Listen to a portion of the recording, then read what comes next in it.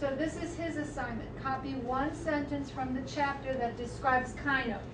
When he's reading, he's going to look for Kaino. What does Kaino look like? Almost all of the Saudi scholarship students in America first take intensive English language lessons before they begin their academic studies. 2 of the Saudi students in this English class at the University of Maryland, Baltimore County, are deaf. How can they follow the lessons? The university provides them with sign language interpreters in every class. That's something schools and universities here are required to do under the 1990 Americans with Disabilities Act.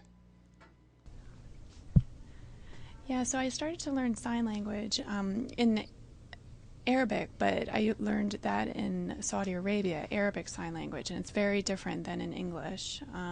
American Sign Language is very different than Saudi Arabia Sign Language, but I'm able to do it, and I'm learning English, and I'm hoping to teach deaf students in Saudi Arabia. While hearing students have to learn English, deaf students must learn 2 new languages, written English and American Sign Language, also known as ASL. It is as different from Saudi Sign Language as English is from Arabic. But I had to learn both languages and had to navigate both languages. It was a challenge. And being told I was required to learn both, it became very frustrating. It was a lot of frustration there, and it was hard. I wanted to learn ASL, but I had to learn both. I had to learn ASL and English at the same time, and it was a challenge.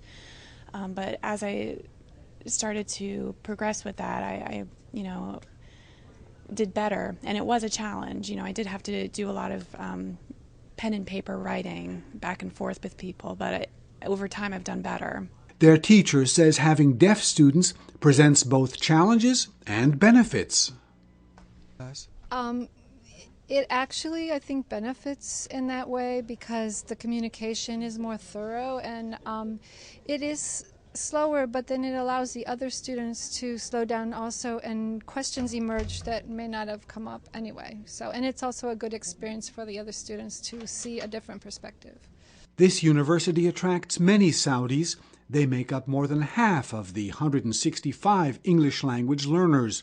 About a dozen of them are deaf. It is a challenge for the instructors to prepare their lessons in that they want to take into account the needs of the hearing impaired students. So if they're having a lesson that's on speaking and listening, and the part of the lesson is listening to a recording, the students who use interpretation will have somebody interpreting the message, and then they are going to be working with that information. So it's a different way of learning English, and so the instructors need to be prepared.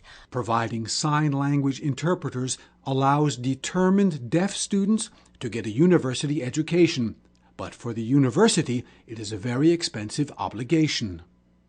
The Saudi students here appear quite happy with their education, but in fact the university is losing money with each deaf student it enrolls. That's because under American law, the university must pay to provide sign language interpretation. University officials are hoping to find some Saudi or American foundation to help defray the enormous costs. Burton Bolak, KSA2, Washington.